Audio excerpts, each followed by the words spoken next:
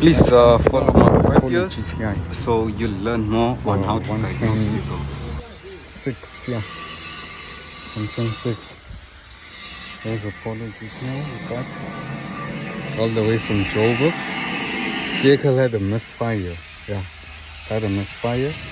Right, So after this video, I'm going to show you what's causing the misfire being permanent on number misfire was still there. 1 cylinder Right, so and number 4 cylinder.